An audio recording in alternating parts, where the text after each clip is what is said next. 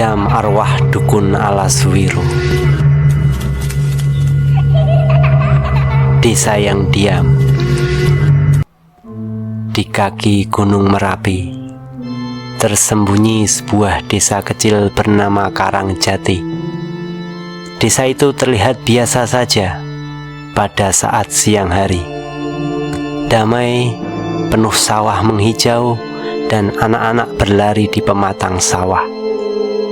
Tapi pada saat malam mulai jatuh, tak ada satupun penduduk yang keluar rumah tanpa alasan yang kuat.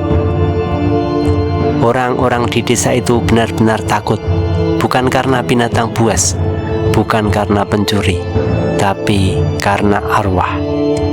Arwah seorang dukun sakti bernama Mbah Surani, yang meskipun sudah mati masih menghantui tanah kelahirannya.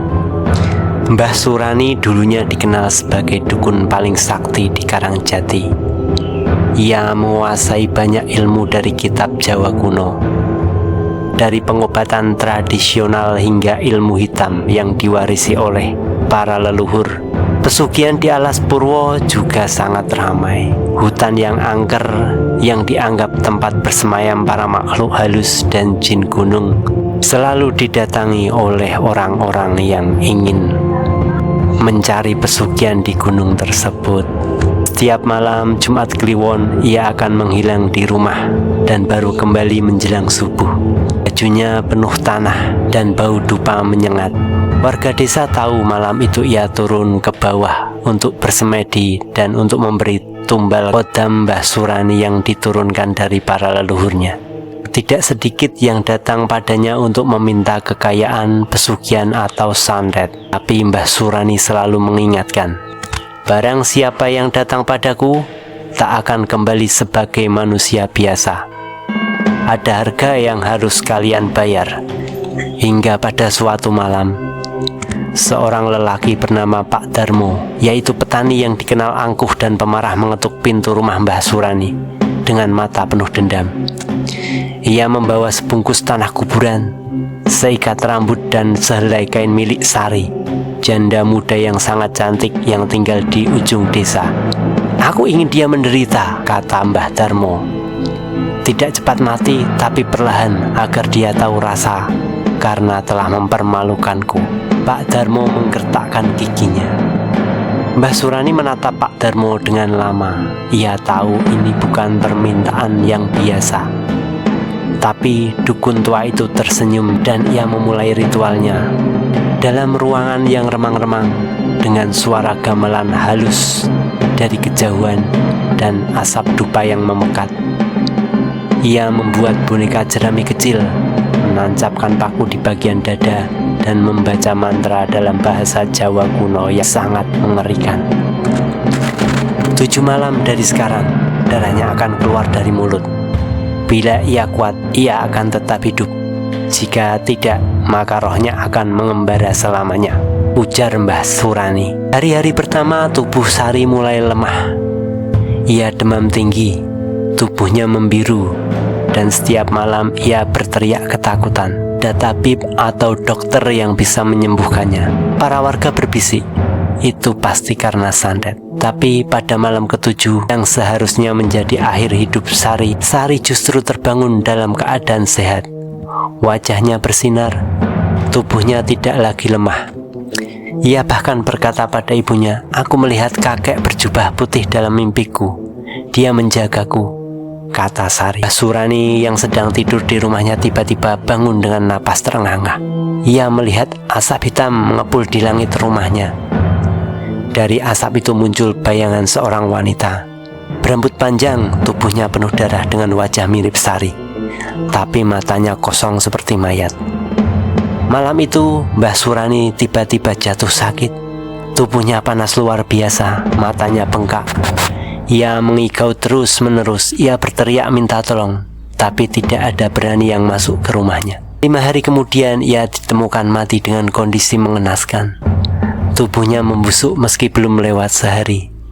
Tangannya mencakar-cakar lantai dan di sekelilingnya berserakan kembang 7 rupa dengan boneka jerami yang bertuliskan nama Sari. Sejak malam kematian Mbah Surani, hal-hal ganjil mulai terjadi. Rumah duka tidak benar-benar sepi. Malam hari lampu di dalam rumah sering menyala sendiri. Suara gamelan lirih kembali terdengar dari Alaswiru. Padahal tidak ada cara apapun.